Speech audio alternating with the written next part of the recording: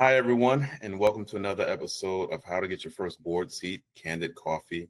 I'm your host, Cameron Clark, and with me, I have a very exciting guest, someone who's close to me, if you might say. So this might get a little wild because we do have an actual friendship. It is none other than the glorious Richard Sharrat, uh, founder of Mentality Matters. Um, Richie, let me allow you to do your own spiel because you have a lot going on. I do. And first and foremost, thank you for having me on the show. When I saw that you had started doing this, I was super excited. I was like, dude, I've got to get on this show. I've got to be part of this. Absolutely. Got to be part of that journey. I love it. You've been part of mine, so I thought, you know what, I'd love to be part of yours as well. And Thank you. yeah, so what have I not got going on? Probably the best thing to do is start with my background. I was Mm. in the British Army for 15 years, served all across the world, Afghanistan, loads of peacekeeping tours, frontline riots, baseline riots, you name it. I did it.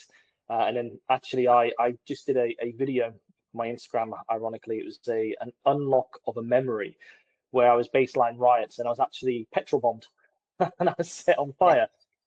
that's So quite a that's kind of, memory.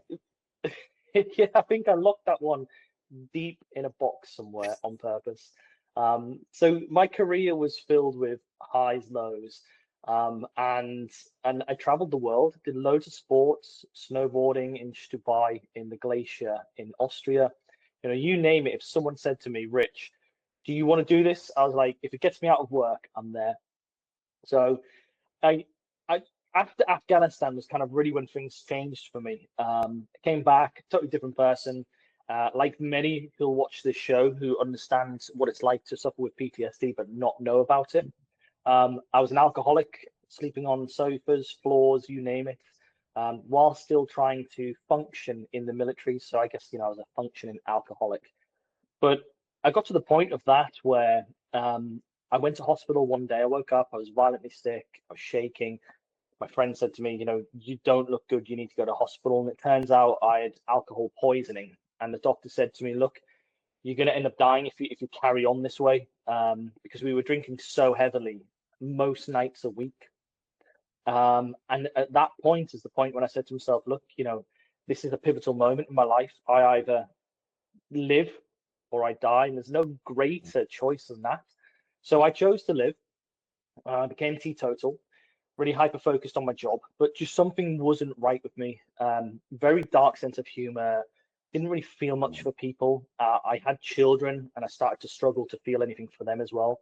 Mm. And then in 2016, I opted to take myself to the doctors and have a conversation. And 3 months later, I was diagnosed with PTSD, OCD, and body dysmorphia. So, for those who don't know about the OCD, we call it CDO as a joke because it's all in order, and that's literally how my life is. I have to have everything in order. And behind me, I've got pictures, and they're kind of higgledy-piggledy. And I do that on purpose because I'm trying to break the cycle of being OCD and the obsession of it. So in 2018, I lost my career through multiple injuries, multiple surgeries, and the PTSD just got too much. So I was out, and that was it. I was gone, and 15 years didn't matter at all. I didn't know how to cross my qualifications, over to what we would class as civvy street, to be a civilian, and I was just lost. But luckily at the time, I had a great partner who helped me through those darker times in my life, and I started becoming qualified in therapy, coaching. I already had a few coaching qualifications during my military career, but my teaching qualification, I became certified as a teacher, as a therapist, as a coach, not just a life coach, and I became just this individual that was really kind of a sponge, and knowledge was what I was thirsty for. So that was kind of where I was, and I bounced around a lot until I bounced into New York, and that's kind of where I guess our journeys started. That's where our It crossover is, it path came. is, and you just dove right in there, man, and I love that because you really set the stage for people to really grab onto your story and gravitate towards it. But I want to back you up just a little bit, just to set the stage, you talked about who you are as a person, and I want to talk about how that has set you up to do the things that you're currently doing in business and in life, right? So, as I think we intimated earlier, you are the president and founder of Mentality Matters. Full disclosure, I serve on the board, and I'm a very happy board member. It's a great organization, and great people. You're also the chairman of the Masuja Foundation, which is in Kenya, and you're chairman of Veterans United, which, as the name hints at, is in the UK. So you're balancing at a minimum 3 time zones, and probably multiples more on that because of all the people that are part of those organizations or spread all across the world. And as you did a great job diving into your military background and the implications on your personal and family life, those things set you up to do found these organizations and lead these organizations. So you talked about your mental health struggles, which is obviously the springboard for Mentality Matters. Let's talk a little bit about that. Like why found your own organization around mental fitness? Why not join someone else's? It's a great question, and I asked myself many times on the sleepless nights of running a non-profit, why did I start it? I had a really bad experience with mental health. My early age, from about 7 or 8, when we moved back to the UK from Hong Kong, because my dad was in the military, and we bounced around the world, Germany, Hong Kong, kind of you name it, we did it. And then about 8 years old, 7, 8 years old, we moved back to England. And I had the regular childhood in the area. I grew up in one of the most poverty-stricken parts of the UK. The kind of place where you struggle to eat is the best way I can describe it. New clothes wasn't a thing. You kind of are scraping around for your next meal. My mum worked 6 jobs a day. She was a cleaner. She'd go out and she would do cleaning from about 6 a.m. to about 6, 7 o'clock at night. And she really worked her butt off. And then as I was growing up, I thought that was the norm, and everyone was in it. Everyone was living the same life. So then I joined the military, and I noticed that there's this space that mental health creates in people that makes you feel almost ashamed to talk about it. And I noticed this, and that's the reason why initially in 2005, I started on my coaching journey. And as I was going through coaching, we sat down and did the maths the other day, because I have a coach as well. And we sat down and did the maths, and face-to-face coaching, I've coached about 10,000 people. So, super qualified, super experienced. But my journey just felt like I was on this roller coaster. And having then been diagnosed with PTSD, gone through that roller coaster again through the dark times, and then having to try and find the light. I was in New York, and I was sitting with a really good friend of ours, Eric Gelb, and we were talking just about life. I started out as his personal trainer, then we became great friends. He's a fantastic guy, so knowledgeable, and he's just a total giver. Anything that he's got, he will give. And we were just talking, and my phone went off, and it was a text message saying, "Can you call home?" So I called the individual back in the UK, and someone who I knew had just committed suicide. So I was like totally taken aback by that. It was such a surprise, and it was a really deep, saddening moment for me to know. And this wasn't the first person that's committed suicide over my kind of span of the military and post-military. But this one was really quite tough to take. And then not a week or 2 later, the same thing happened again with someone else who was even closer to me, had taken pills on the night, didn't wake up the next day, knowing that they wouldn't wake up the next day. And the hard-hitting part was that his 10-year-old son was laid next to him in bed, and that's who found him. So that melting pot really just lit a fire inside of me, and I started talking to people, other men, about my struggles, about suicide and darkness that I think all men carry throughout their lives. And more men started coming forward. So I said to Eric, I feel like something's driving me. I feel like I have to be this forefront of this non-profit world that doesn't seem to, whilst there's a lot of great non-profits out there, and I'll never put anyone down because, it's all about resources and skill sets and having volunteers and so on and so, having great people around you. And sometimes it's just not enough. So having seen what I felt like not much in that space, I said to Eric, would you be open to co-founding an organization? We didn't have a name at the time, but an organization that works with men on a couple of years early on when I was doing my psychology degree, I'd come across a couple of people in the past who had worked in a very similar space, but it wasn't really named. So you had Alfred Adler, who used to work with Freud. And there's two sides to the fence. On one side, you've got mental health, which is derived from his work. And then on the other side, you've got coaching, which is derived from Alfred's side and Alfred Adler. Freud wanted to keep people in the past. That's his model. You look back, it's all about your childhood, your inner self, and you're constantly looking back into the past to try and find the answers for the future.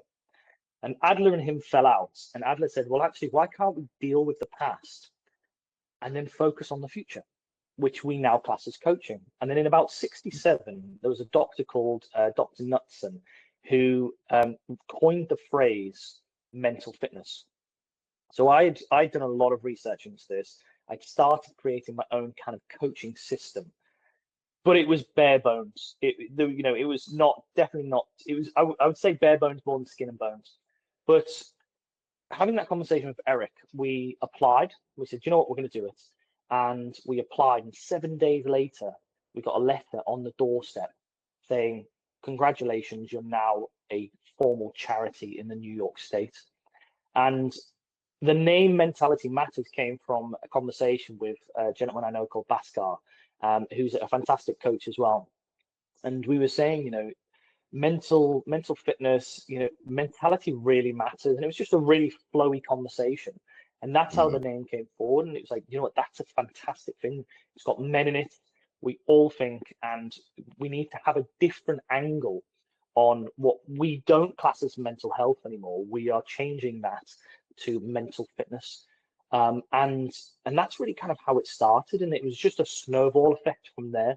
The questions, whenever you start a non-profit, and I'm happy to kind of share everything with the audience, because people out there will have fantastic ideas, but they'll be too scared to take the leap.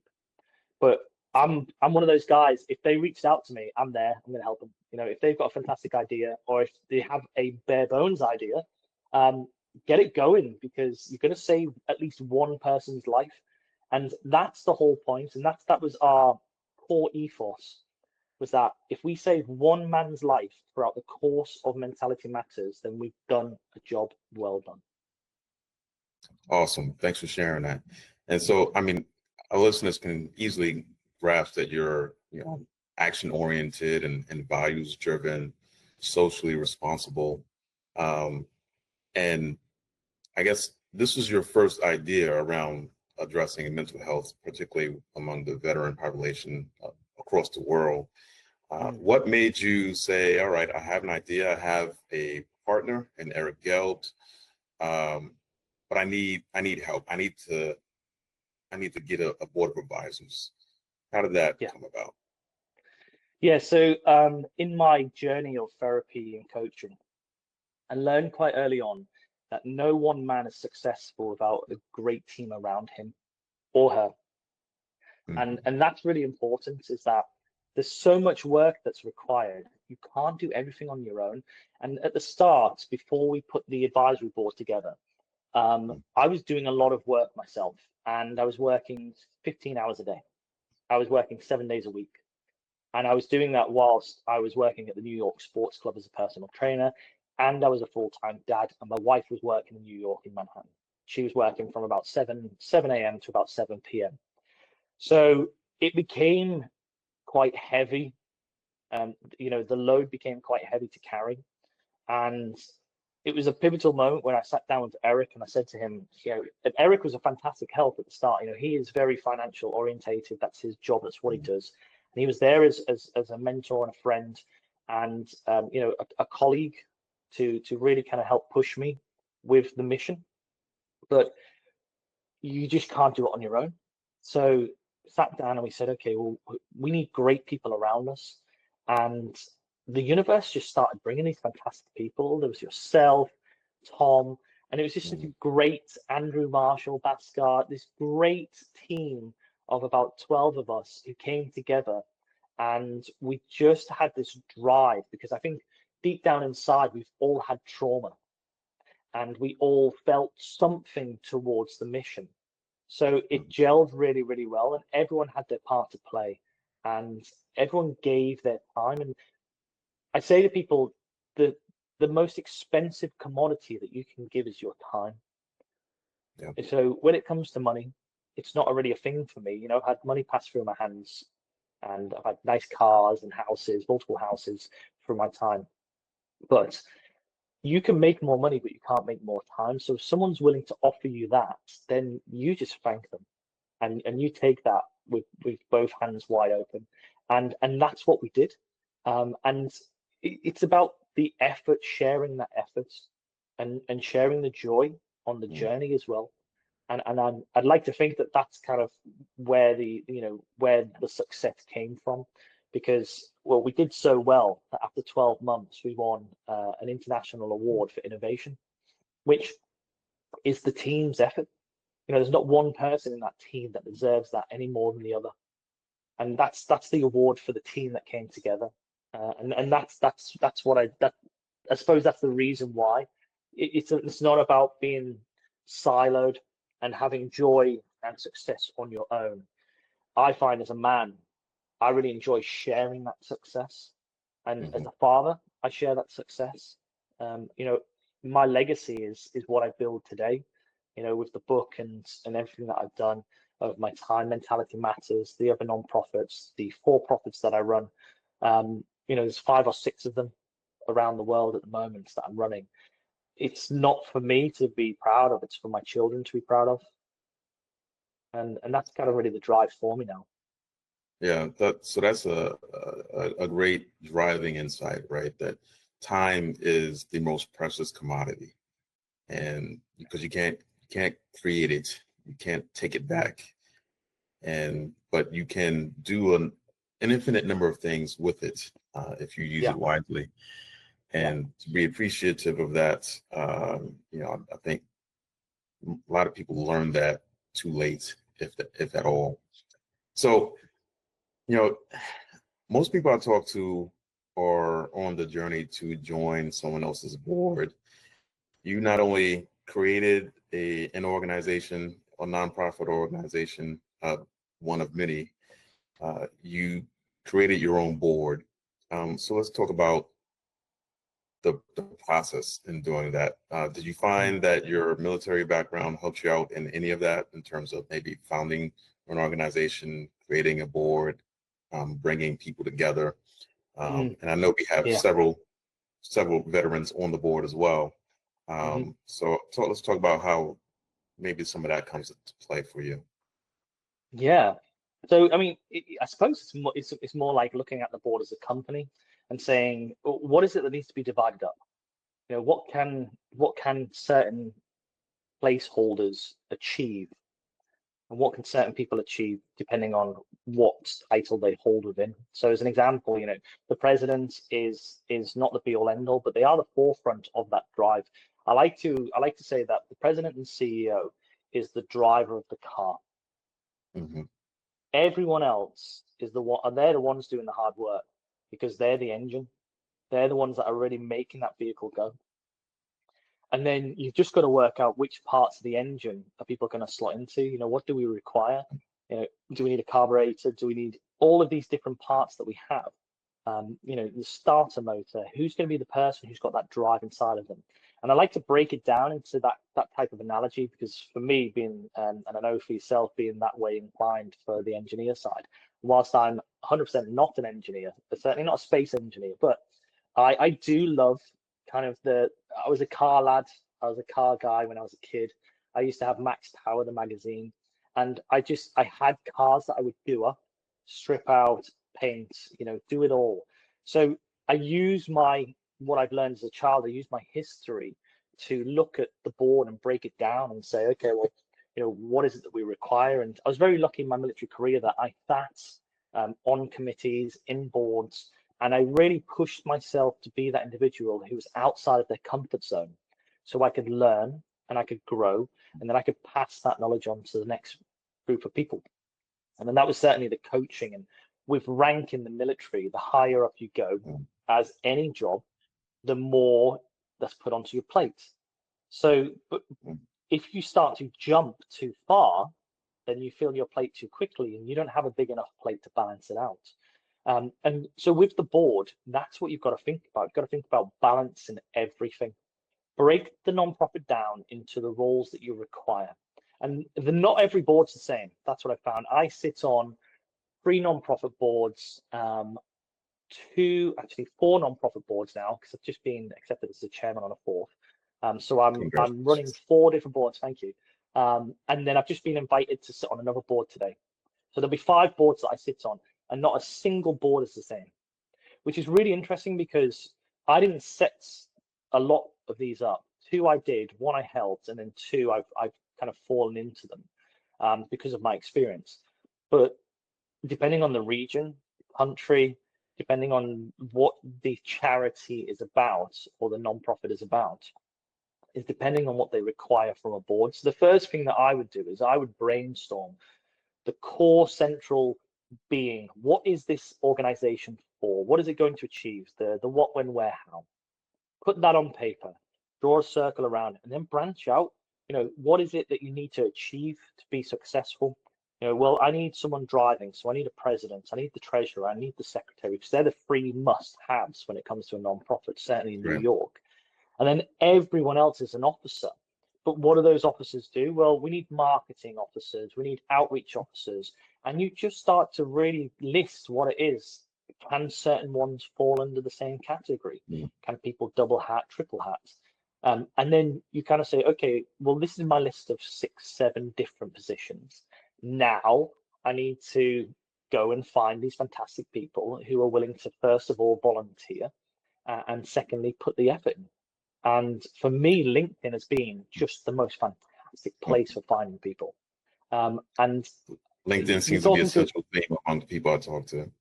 Yeah, it is. I mean, the universe, I don't talk about it very often. I do love being a Christian minister, and I was ordained about 1.5 years ago. But, whatever your belief system is, whatever it is that you need to believe in to get it done, that's what you do. And for me, it was sitting down and saying, universe, where am I going to find these people? And then I was sitting on my phone on LinkedIn and it said, are you hiring? Well, yes, I am. And it was literally just put something together, throw it out there. And for the advisory board, it was just friends of friends of friends of friends. That's all it was, just people who knew people who wanted to be in something bigger than themselves. But when you move forward with the non-profits, because an advisory board at the start is fantastic. You can get your officers in place, your main 3 officers in place, and then you can have a group of people who are interested in putting their time and effort in to help grow the organization. But when I suppose you become a little bit more professional as an organization after 1 year, 2 years, sometimes it's even 5 years. So I will stress that this can be quite a drawn out process. I think we were just very blessed in the sense that we had fantastic people. The market that we moved into to help with was, I think, certainly underrated, and I don't think there was enough in the space helping people at the time. So we really hit it at the right time to be able to help these people. I take on the burden that I wish we'd done it earlier, because there's so many lives that we could have saved, but we can't change the past, we can only shape the future. Right. So when you become yeah, and that's exactly it. I can't save everyone. We as a team can't save everyone, but I tell you what, we'll damn try and do it, and we'll do our best. And just sometimes the universe had a different path for the individual, and it wasn't the path that we had hoped for them. And that's something that I've had to come to terms with over this time, hearing that there are people who still commit suicide. It's quite a drastic amount, 40,000 plus in the US. kill themselves. Over 6,000 veterans. It's just staggering the amount of people. And so when you move forward with your board, people then automatically say, look, we're gonna reshape this and kind of rebrand it in a way, whilst not changing the core functions of the organization, but saying we're going to solidify these places, these spaces. Would you like to become an officer or a director of the non-profit? And is it a yes or a no? And that's it. And if it's a no, I'm so grateful for all the time you put in, and I really, really look forward to you still volunteering in the organization.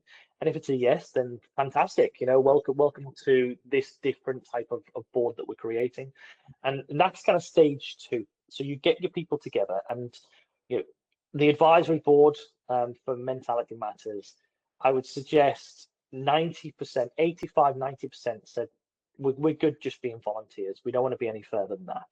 And then, the 15% came across and said, actually, I would really love to continue, but in a more formal role. And then from there, as I said, LinkedIn, I put it out and 77 people applied within 7 days. It was just staggering the amount of people that came forward. And we're talking, top end individuals, CEOs, vice presidents, like COOs of big companies around the US who really just felt something towards us. And in the end, I did about 30 interviews, which was an hour each, and over the space of about 2 or 3 weeks, and the universe did the rest. I told people what it potentially would entail, and we ended up having 12 fantastic people plus myself join the board, and that's kind of where we moved forward to. So when it comes to the board, it's just planning. That's all it is. Just sit down and plan. Nice. Yeah. So let me try to unpack some of that for our listeners, right? So you are a unique individual in that you have, like I said, not only founded an organization, but you founded a board. The board that you founded, the one that we're talking about right now, Mentality Matters, right? You're not the chairman, but you serve on it because you're the founder and president of the organization. You've also joined boards that people have invited you to, and you serve as chairman on many of those boards. I was going to ask you, and I think I already know the answer. Have you found a difference between your involvement or experience as someone who's founded a board versus someone who's been invited and joined a board? But before you answer, I'll try to lead the witness, which I'm probably not supposed to do. You seem to take a systematic approach to it all, right? No matter what your entry point is, you're there to figure out how the board can serve the organization and how an individual on a board can slot into that mission. Is that a fair statement? Absolutely. Yeah. I think with the board that I started, I'm invested 100%. It's straight away. As soon as you start an organization, you're invested. If you're the founder or co-founder, that is kind of like having a baby, is the best way I can describe it. Less spectacular, I will say, but still, it's almost like you've just created a new life, and you want that life to succeed at any cost. Hence why I put 15-hour days in. For about 6 months, by the way, my wife thought I was absolutely mad. She loved the mission. She loved what it was all about. But she was like, Rich, you're going to topple over of a heart attack if you don't stop this, and you need to start sharing this. So she was a kind of a large factor in me moving forward with a board. But I'd really put a lot of effort in. And the difference, yeah, absolutely. What I found was that whilst I am still invested in all of these other organizations, instead of looking for other people to fit into the roles that I require, I now look from the other side of the fence where I say, how can I fit into this organization?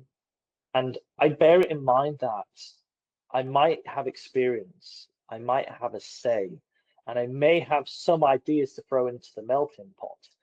But ultimately, I'm not leading this. This isn't mine to lead, and I'm here to help.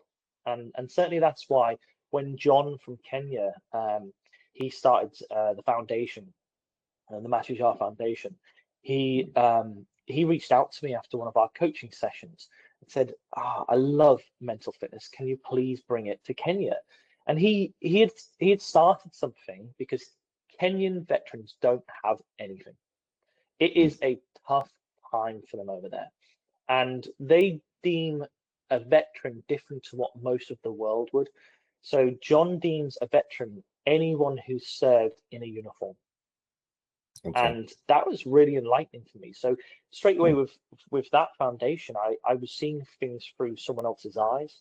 And John, fantastic, he said, can you help shape it? So I've been building the coaching that they're doing over there, and certainly will be starting next year. I've been building their systems with them. As the chairman, I have a small part to lead, but the difference is I ask, I don't tell. And that's the crossover that I found. It's like, hey, John, are you cool with me doing this? Rather than me saying, hey, Cameron, would you be cool doing this? And that's the big difference that I found. So, you're obviously a servant leader, and I imagine that stems from your faith and work as an ordained minister or pastor. I don't want to get the terminology correct. You also talked about, you like I said from the outstart, right? You have a lot going on, right? You're on 5 boards now. You have multiple organizations, people in communities that you're touching all over the world. I won't give the number, but you have more kids than the average person, right? And you're always happy. You and I, we talk at all times of the day and night, and that goes the same for all the other people that are involved. How do you do it? Like, how do you organize it all and stay not only committed but effective, which you are, as I've witnessed? Yeah, a good question. You've got to be a little bit mad. Okay, to start with, you've got to be a little bit mad.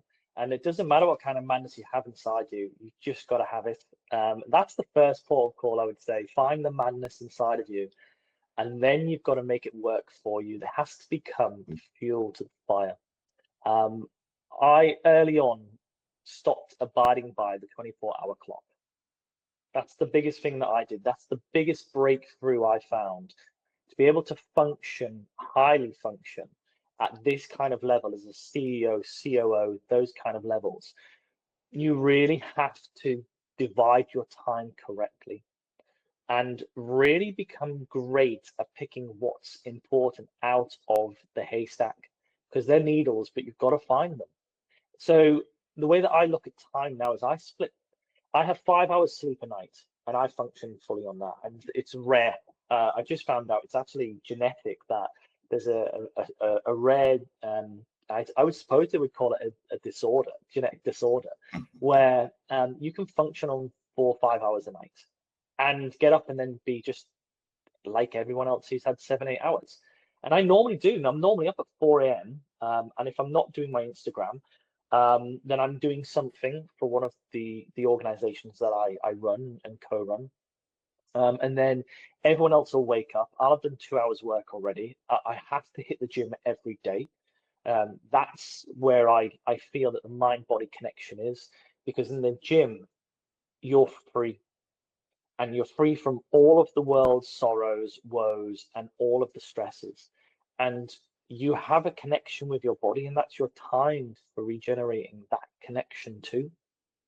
So I'm making sense of the madness in those moments, and I go for an hour, and in that hour, I'll think about everything that's going on that day. I do it in the morning, so I drop the children off. I am still a full-time dad as well as doing all of this.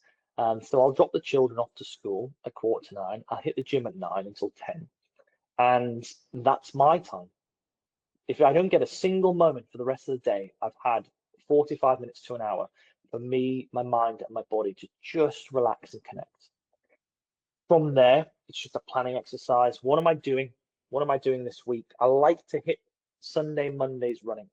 So I'll keep all meetings off my schedule on a Monday. I try not to do anything on a Monday with meetings because that's my admin day, that's my catch-up day. It's a day that I'm going to sit, I'm going to plan. And the day, the 24 hours, I just don't do that anymore. I've stopped looking at a clock other than having to pick up children and, you know, do meetings. It's, I now have a morning is a daytime, that's an entire day. And then my afternoon is an entire day. And then my evening's an entire day. So I'll do 3 days worth of work in the one day that most people are abiding by this 24-hour clock. And that for me was just pivotal, because I can go from 10 breaking into about 3-hour slots, 10 till 1, and I'll sit and I'll work on one project. And then I'll have lunch and I'll do another 3 hours. And I normally eat every kind of 3 hours anyway, because I do love the gym so much. I'm not bodybuilding professionally, but I do love kind of like be a bigger guy. Because when I joined the army, I was 7 stone, which I don't even know what that be in pounds. Probably, I don't know, 130 pounds, 140 pounds. I was the skinniest guy in the world. And I'm 16.5 stone now, which is, you know, about 230 pounds. I think it is, so ridiculous like that. But I've got body dysmorphia. So I'll never see myself as anything other than that skinny kid.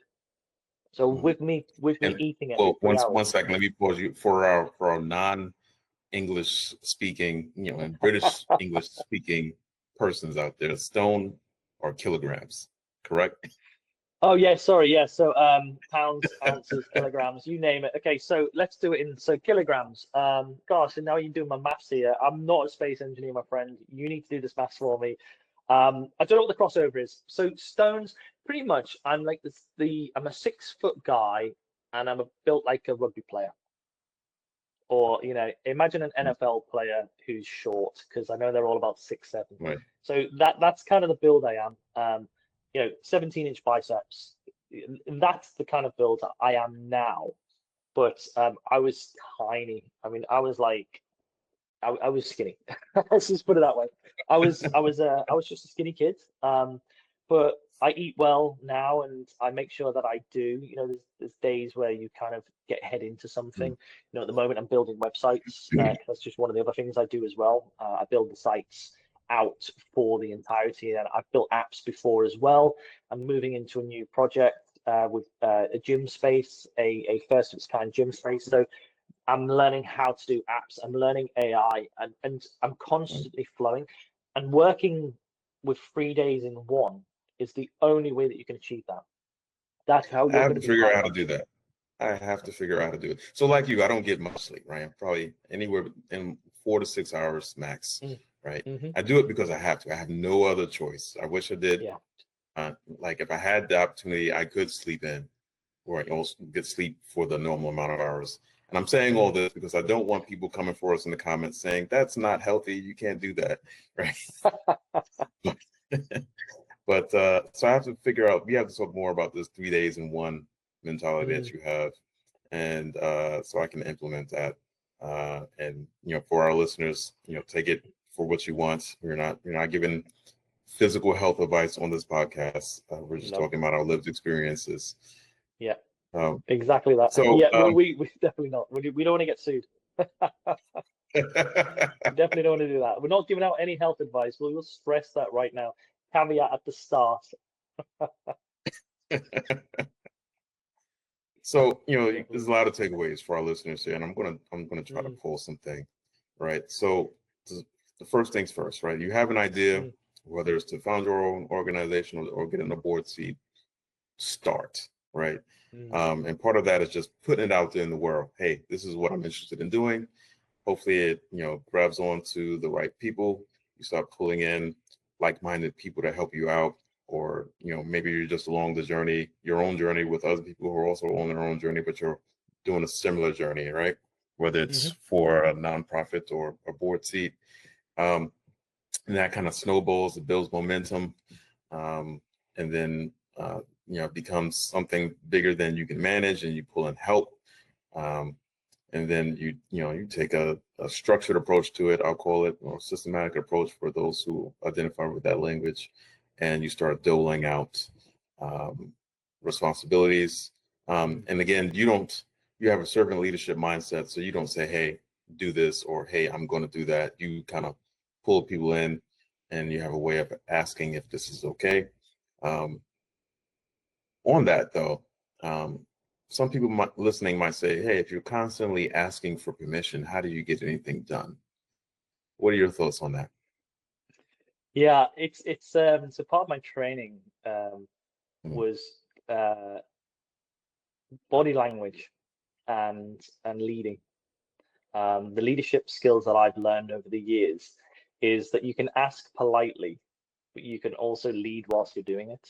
And it's a skill that you have to acquire. It's not anything that I could sit and teach in kind of, a 45-minute, hour-long session or podcast, or even if I was just teaching like I used to do. It takes years to acquire the skill. And I think that's why certain people fall into the CEO and president slots, Mhm. because they have a skill set. And kind of just taking a step back on what you said there, when you join a board, it's important that you already have a skill set. So don't go out and try and learn something new. The right board will come along for your correct and right skill set, the one that you have now, the one that you have been shaping and just really honing in on over the whatever amount of years that you've been doing in whatever industry you're in. That's your skill set. Don't try and overstep it. Don't try and say something, or say, oh, I can do that, and actually you can't. Don't push yourself so hard, because it's not going to be natural. So when you're looking for a board seat, you want to look for something that is something you'd be excited to be part of, but also something that's within your wheelhouse. Because if you try and overstep it too much, you're going to fail yourself and the board. Ultimately, you're going to fail the non-profit. And I do use the word fail because I am a straight talking individual, and I think it's okay to fail. We, as children, as babies, we failed every single day, hundreds of times, until we learned how to walk. Failure is good. You have to learn from the failure, and it's what you do afterwards. There's this great Right. saying: if you're going to fall, fall forward. And that's it. You're always falling forward. But what you want to do is, if you're going to become a board member, you have to take yourself to the next level in the quality assurance. Mm. And you have to say, okay, well, I am good at this, so I'm just going to put myself forward for that. And you will learn new skills as you go along, because having fantastic people around you, like Cameron, I've learned so much from you, Tom, Eric. The amount of learning that I've done with people is just because that's how you become a fantastic organization, because we learn from each other. It's just this fantastic kind of classroom, even though it's not the old school's way of learning. We learn from each other, and that's the way it is. So I would say that for people out there, if you want to take away, really, the first takeaway is, if you want to join a board, just do what you know. But for me, board work is difficult. I'll stress that for people as well. Board Mhm. work is really difficult, because most of us are balancing too many things on our plates, and we all want to do something great in the world. Start clearing some of your plate before you add to it, because the board is going to be asking you to do things. And it's okay to say no, but also, if you're not ready to be on the board, then just give it a bit of time. I was asked to be an MP. So I was asked to go to Parliament about 7 or 8 years ago. Um, Wow. the current MP for the area, we worked in the same building. He said, his secretary said he wants to have a conversation with you. So we sat down, we had a brew. It was like, you are the next MP for this area. We want to put your face everywhere. And it was for the Conservatives at the time. And I said, no. I said, I'm so grateful for the offer, but I am not ready to be an MP. I don't have the knowledge, I don't have the background, and I certainly don't feel like I would be the level I need to be as an individual to be successful for those that I would be representing. So it's knowing that you're not ready, but Mm. not giving up and not saying, hey, I'm just going to forget about it. It's then saying, Right. okay, well, I'm not ready now, but I will be in the future. I'm going to fall Mm. forward. I'm going to do the learning, do the growing that I need to be a great board member. And then when you're ready, when you feel ready within yourself, because no one else can tell you you're ready, only you can. When you feel you're ready, that's when you become a board member. And that's why it's so easy to be a leader in these situations and ask people politely and nicely, would you be willing to do this? Because everyone on our board is ready to do it. And that's key for a successful board. Awesome. Awesome. Well, I did not know that MP story. You just got more amazing for me. I'm giving myself 5 years. So I officially announced it last week that I will, in the next 5 years, be in Parliament. I decided, and I normally achieve my goals. So I've got enough experience now. I think I can be a voice for the many. And I think that's important, whilst looking after the few, because we've got to remember that it's for everyone. So I will be running in the next couple of years for the MP of my area. Okay. Well, let me put this to you, Richie. You make it all sound so easy. And I know you're juggling multiple plates, right? And you're working 3 days in one, which is, physically impossible, but you're doing it. And I understand the framework. For the people out there who are saying, the naysayers or people who are doubting themselves, saying this is just too much. I can never achieve this, right? And let's break it down. Let's not say they're, got founding multiple organizations and on 5 different boards, right? They're in their 9 to 5, right? Yeah. Haven't yet taken that step yet. I know you said just do it, just get started. What would you say to that person who is still on the fence? It's like, this is sounding great. I just don't know if I could ever, accomplish all of this. Yeah. I would say to them, the wind's going to blow one day, and you've got to decide which side of the fence you want to fall on. That's literally it. It's as simple as that. It's as simple as that. It is as simple as that. You have to make an active choice to say, do I want to stay in my 9 to 5 and be the individual that I am? And that's cool if you do. Genuinely, no one can judge you for that. Or do I want to do something greater with my life? We only get, if we're lucky, 75, 80 years. The luckiest people get 100. That's not long. It's a blink of an eye when it comes to the universe. So decide what you want to do with your life. Do you want to make a long-lasting impact? Do you want to, even if it's a small impact, it doesn't matter, because the ripples are, never ending through time. Do you want to do that? And is that a board? What does that impact look like? Is it a board member? Is it starting your own non-profit? You can decide what that looks like. Or do you want to make ripples in a different way? Is a board not right for you? Do you want to go and gain experience and skills before you even look at that? That's what only you can answer those questions. But what I would say is, be prepared for a roller coaster journey, because there are so many highs, but you've also got to be prepared for those come downs and those lows. There's days when I sat crying. I'm a man. I don't mind.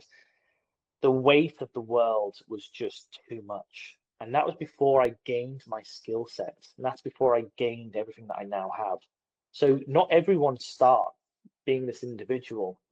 Maybe a few of us, I don't know, Elon Musk, certainly, whether you like him or not, he is super high functioning.